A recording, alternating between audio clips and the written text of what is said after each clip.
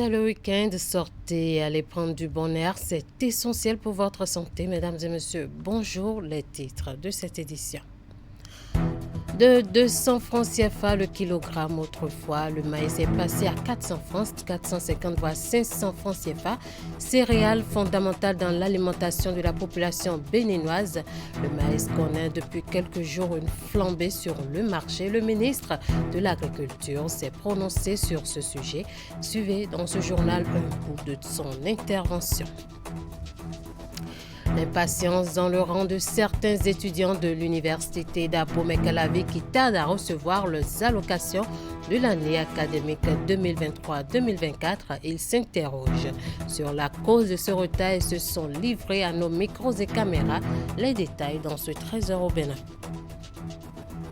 Et puis, fin des échanges sur la problématique de l'offre de services publics. Les travaux ont duré 48 heures et ont réuni cadres de l'administration publique, responsables des organisations de la société civile ainsi que les partenaires techniques et financiers. Les précisions à suivre. À nouveau, bonjour. Depuis quelques semaines, le maïs, une céréale fondamentale dans l'alimentation de la population béninoise, est devenu un produit de luxe sur le marché. De 200 francs le kilogramme autrefois, il est passé à 400, 450 voire 500 francs CFA. Une flambée de prix qui laisse les consommateurs et vendeurs sans voix dans un contexte de précarité économique. Ouliat Sanoussi et Henri Ganti ont fait le tour de quelques marchés dans la ville de Cotonou et voici le constat. Agbadeo 200 millions d'Aïdion et 400, mais là nous à 450 même. 400 francs, 450 voire 500 francs CFA. C'est désormais le prix de la mesure de maïs constaté depuis quelques semaines dans les marchés sillonnés par notre équipe de reportage. Autrefois vendu à 150, 200 ou 250 francs le kilogramme, cette céréale fondamentale dans l'alimentation de la population béninoise est devenue un produit de luxe sur le marché. Une situation que déplore plus d'un.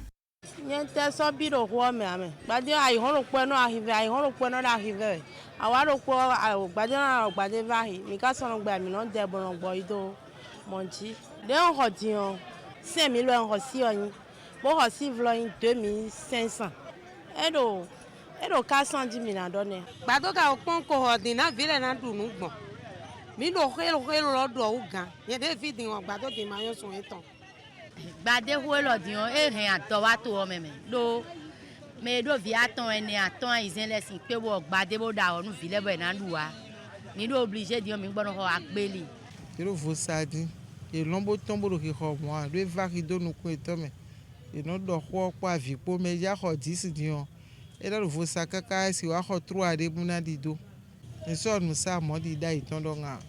le sac de maïs vendu auparavant à 20 000 francs CFA a connu une hausse vertigineuse, passant de 40 000 francs à 45 000 francs CFA, voire plus.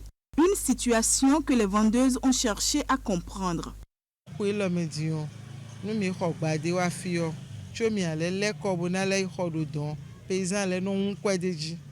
Odion mi wa cambio de me jele negbon gbadio do ko verse omo aji mi ka pon me no do 100 do magasin 200 do magasin 500 do magasin le tel que me no do 500 di wa pon magasin ton 50 de na do fini me no do 120 we bon mi wa cambio de negbon yi mo aji e wa do gre ko lo me ton kun na o e we zombo e nourriture de support be wa vaki Sin peviche me wa jote we. Boy Jimmy de me bonde me o mi sa mon koton pon wa egbe hon gbe ti won gbade o zun ko kede no na zati ro po ne lifo e no le be zun ko do dona ba wa ta gbade o de no protection no ko de mi yaya bo gale va hi kaka fide bo ayo kwero po we mi de le gon di on ka sa mi gbon no sa yin to nglo yin me detail no le gon i do le no sa yin 500 we bo me bi no do ale na we gbe mi ka so comprend ho de boa 52 000. Eh ben, ça va dire le don. Fille a donné, il a sous chakiropo. Mais donne à Iponko. Mon yone. Bakahati. Menato. Mon a l'air à Boju. Nous l'avons bien mis à haut. Pas de va y Le maïs entre dans la préparation de la boisson locale communément appelée tchakpalo et de l'akassa connue sous le nom de lio. Les difficultés ne sont pas des moindres chez ces vendeuses également.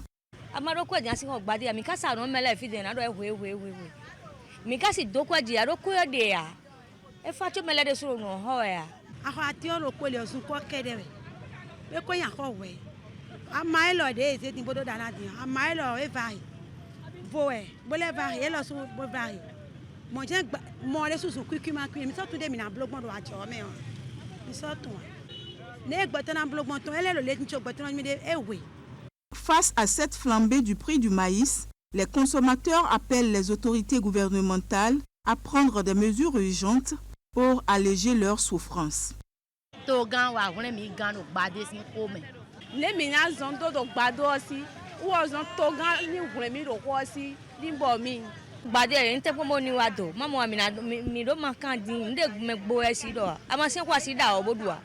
il y a quelqu'un qui me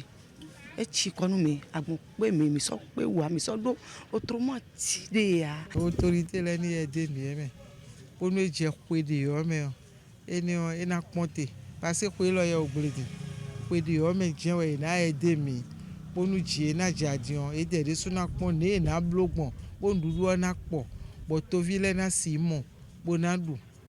Cette flambée du prix du maïs met déjà à mal le pouvoir d'achat des ménages en raison de la morosité économique. Et par rapport à cette hausse drastique du prix du maïs, le ministre de l'Agriculture, de l'Élevage et de la Pêche a donné des explications. Suivez plutôt. Le maïs, céréale de grande consommation au Bénin. Il y a encore 2 ans, 3 ans, le niveau de production nationale était de 1 100 000, 1 200 000 tonnes. Cette campagne, nous sommes montés à 1 800 000 tonnes, malgré les soubresauts que nous avons connus au cours de la campagne.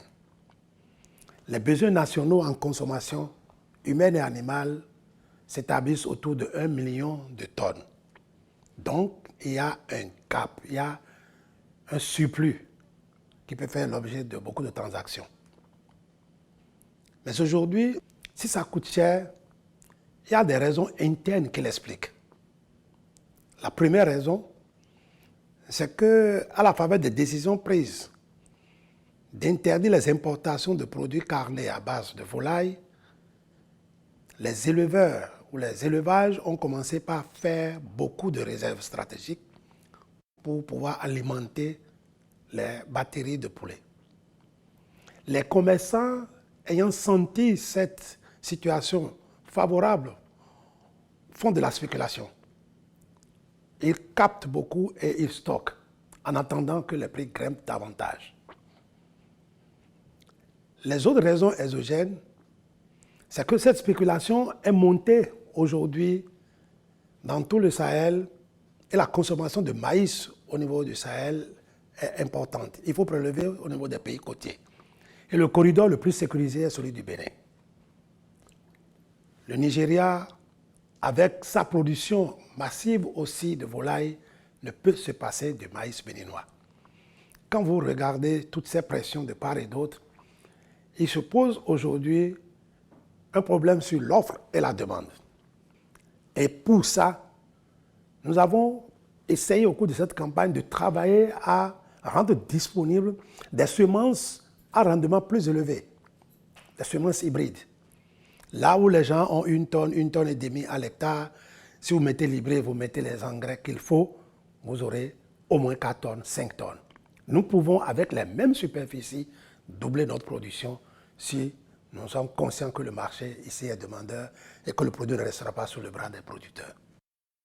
Et au sujet de la campagne agricole 2024-2025 au Bénin, le ministre de l'Agriculture, de l'Élevage et de la Pêche s'est prononcé sur les nouvelles mesures prises par le gouvernement pour soulager les producteurs. Les dites mesures concernent spécifiquement l'accès aux différents engrais. Le gouvernement apporte en effet une subvention pour permettre aux producteurs d'acheter ces engrais à des coûts réduits. Suivons ensemble les explications du ministre Gaston Dossoui.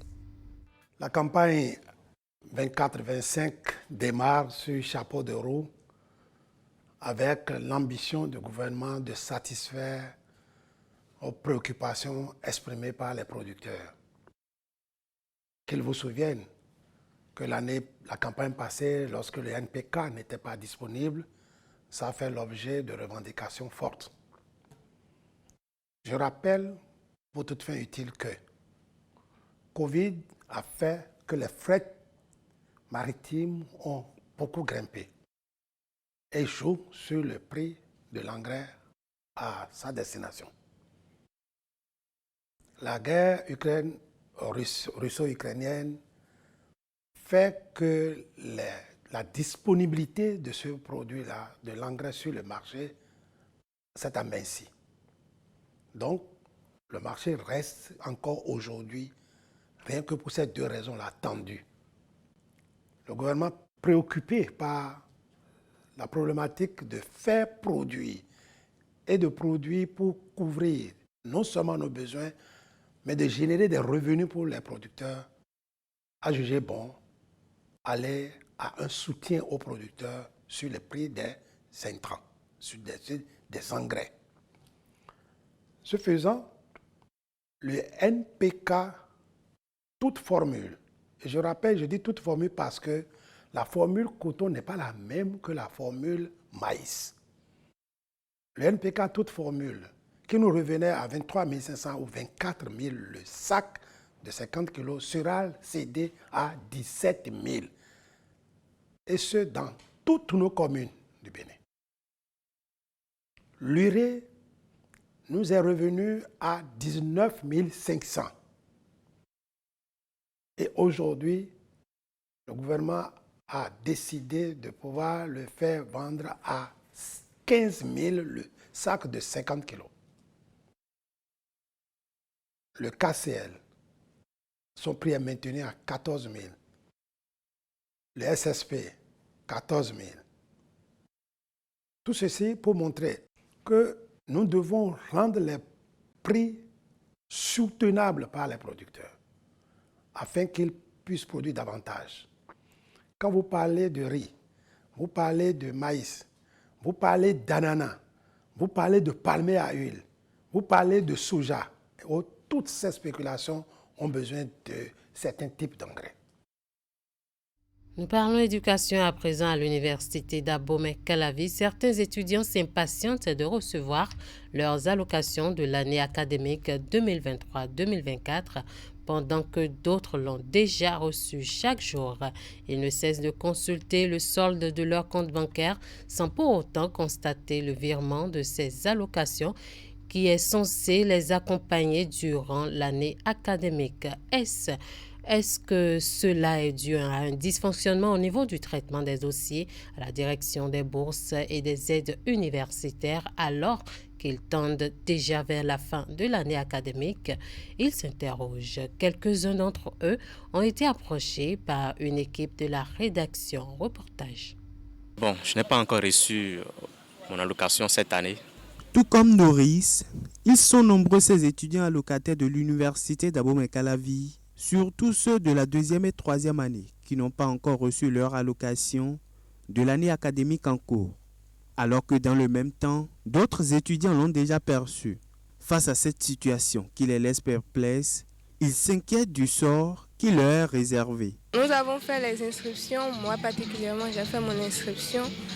Et depuis, on ne voit rien, surtout ceux de la deuxième année. Ceux de la première année, il y a une vague, ils ont déjà reçu. Mais nous, depuis, on ne reçoit rien. On se demande peut-être que cette année, c'est des allocations de vacances ou bien, on ne sait pas. On est inquiet quand même. Les allocations, je pense que même dans toute la L1 MIA n'a pas été encore distribuée. Puisque nous sommes tous encore comme ça. Tout le monde demande. L'autre demande, tu as reçu, tu dis non. L'autre demande, tu as reçu, on dit non. Parce que chacun programme son année scolaire sur ça. Je l'ai reçu l'année dernière. Donc cette année, je devais reprendre. Mais force est de constater que et moi et mes camarades étudiants en deuxième année, nous n'avions pas encore reçu. À l'heure actuelle, le second semestre de l'année en cours est entamé depuis plusieurs semaines et ainsi l'année académique 2023-2024 avance à grands pas vers sa fin. Ces étudiants qui n'ont toujours pas obtenu leur allocation pour le compte de cette année espèrent voir les virements de celle-ci dans les jours à venir. Je suis à bout de mes forces, donc si je dois leur dire quelque chose, de se ménager pour que quelque chose soit fait, parce qu'on a vraiment besoin de cet argent. C'est censé nous aider pour que nous puissions réussir l'année scolaire. Par exemple, moi, je quitte jusqu'à Bazouka pas pour venir ici. Donc, le trajet, manger, tout ça. S'il y avait ça, peut-être que je pourrais investir dans quelque chose et dire que bon, ça va me rapporter peut-être. Ou bien carrément essayer d'utiliser un peu pour acheter les polycopes, tout et tout ça.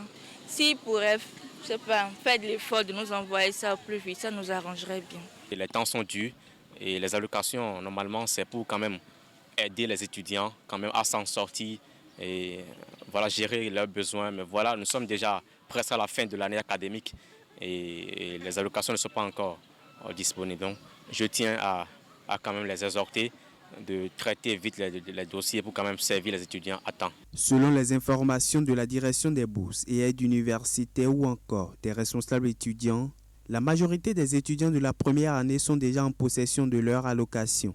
Et si certains n'en ont toujours pas perçu, c'est dû à la soumission tardive de leur demande d'allocation ou encore la création des comptes épargne en lieu et place des comptes courants. Nous parlons toujours éducation. Le ministre des Enseignements secondaires techniques et de la formation professionnelle, Yves Kwaro-Tchabi, et sa collègue des affaires sociales et de la microfinance se sont rendus mardi dernier au lycée des jeunes filles de l'Okosa. Objectif, aller voir de visu l'expérimentation de la mise en œuvre des classes socio-éducatives. Un projet initié pour enseigner la morale aux apprenants. Voici le compte rendu de cette visite avec Narcisse Alossé et Florent Do.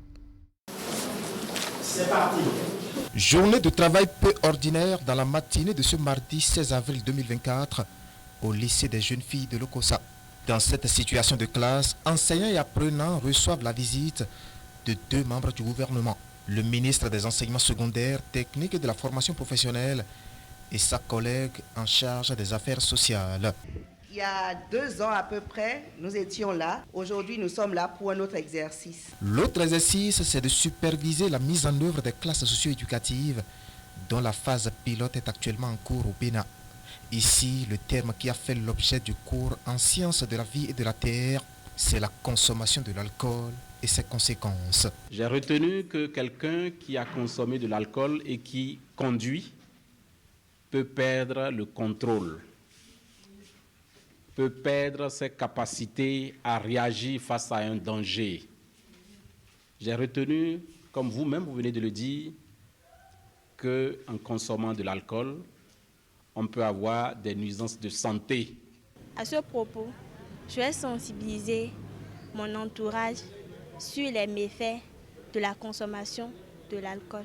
Leçon de jour assimilée donc, ce qui donne un contenu réel au projet relatif aux classes socio-éducatives conçu pour éveiller la conscience de la jeunesse béninoise. C'est une approche qui a été implémentée donc par le gouvernement pour pouvoir apporter un tant soit peu une solution à tous les comportements à risque que développent les jeunes dans nos sociétés actuelles et aussi par rapport à toutes les dérives. Donc ça aborde vraiment plusieurs thématiques et c'est censé nous aider à freiner la recrudescence de certains fléaux sociaux et les mauvais comportements, etc. Et en même temps, à travers différentes matières dans lesquelles ces classes sont infusées, pouvoir planter les graines de l'excellence, vous faire comprendre l'intérêt de s'approprier votre destin. Une approche voulue surtout pour compléter et renforcer l'éducation reçue dans le cocon familial. La phase pilote lancée en cette année académique 2023-2024 prend en compte 20 établissements scolaires sélectionnés dans les 12 départements du pays. Je l'annonçais en titre, cadre de l'administration publique, responsable des organisations de la société civile ainsi que les partenaires techniques et financiers se sont retrouvés 2 jours durant sur la problématique de l'offre de services publics. Après les échanges et évaluations, la conférence publique a clôturé ses travaux le vendredi 19 avril sur une note de satisfaction générale. Rachidi Soubert. C'est la fin de la conférence publique sur les préférentiels d'évaluation de la qualité des services publics. Les acteurs, cadres, responsables des organisations de la société civile et les partenaires techniques et financiers se sont penchés sur plusieurs volets. La problématique de l'offre de services publics, la redevabilité et la qualité. L'ouverture a été très belle, les travaux ont été beaucoup enrichissants. On voudrait espérer que la mise en œuvre des référentiels puisse se faire aussi avec beaucoup d'enthousiasme et beaucoup de succès. Vos interventions et amendements pertinents et bien appréciés constituent des contributions essentielles et importantes quant à la finalisation des référentiels. Nous avons partagé ces 2 derniers jours nos idées, nos expériences, nos meilleures pratiques pour créer des référentiels robustes et adaptés à nos besoins. La coopération suisse a fourni l'accompagnement technique et financier dans le cadre du programme Redevabilité. Entre autres échanges au cours de la conférence publique, on note la problématique de l'offre de services publics, puis la redevabilité et la qualité de services publics, d'où la satisfaction qui se dégage du côté du ministère du Développement et de la Coordination de l'action gouvernementale. En choisissant de mener des réflexions autour des référentiels d'évaluation de la qualité des services publics dans les secteurs de l'eau, de l'éducation et de l'état civil, nous avons opté pour une approche de complémentarité et de synergie entre tous les acteurs engagés dans la lutte pour le respect des droits des citoyens, notamment les porteurs d'obligations, les détenteurs de droits et les institutions de régulation et de contrôle, en vue de la systématisation de la demande et de l'offre de redevabilité et pour une efficacité des institutions de la République. La conférence a permis d'engager les porteurs de responsabilité dans l'instauration d'une culture de gouvernance axée sur la qualité de services publics. Il était aussi question d'identifier et d'adopter des actions fortement marquées à mettre en place tant pour la diffusion des résultats enrichis que pour une gouvernance axée sur la qualité des services publics.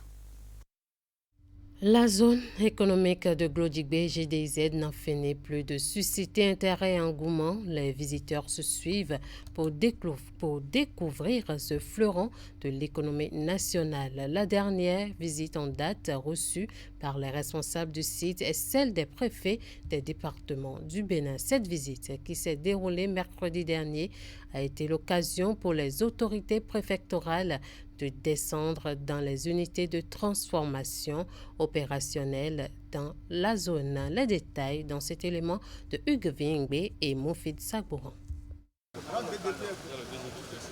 Les 12 préfets de département du Bénin foulent le sol de la GDZ. De concert, les premières autorités des départements de notre pays ont décidé de ne plus se faire compter les merveilles de cette zone industrielle. Accueillies par le premier responsable du site, elles ont été soumises à un exercice devenu tradition ici, la présentation de la GDZ.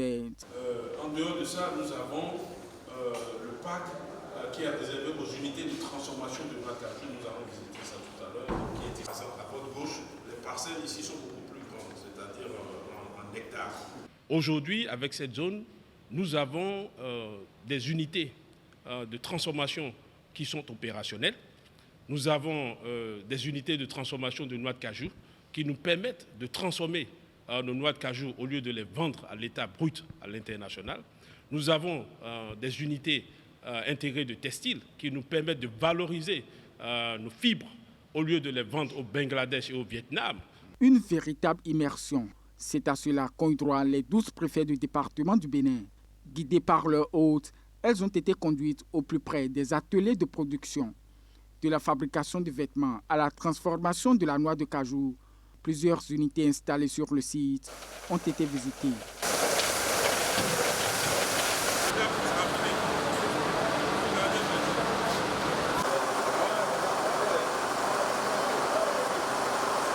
Je voudrais tout d'abord remercier le directeur général du CIPI pour la très bonne organisation de cette visite, qui a permis à mes collègues et moi de voir le travail concret qui se fait. Nous pouvons dire au terme de cette visite avec conviction que le chef de l'État, M. Talon Patrice, a enfin montré à la nation béninoise la voie à suivre.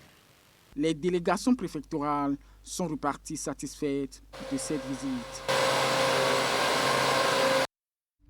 Sur ce, nous refermons ce 13h au Bénin. Merci à toute l'équipe de rédaction, de réalisation et de diffusion.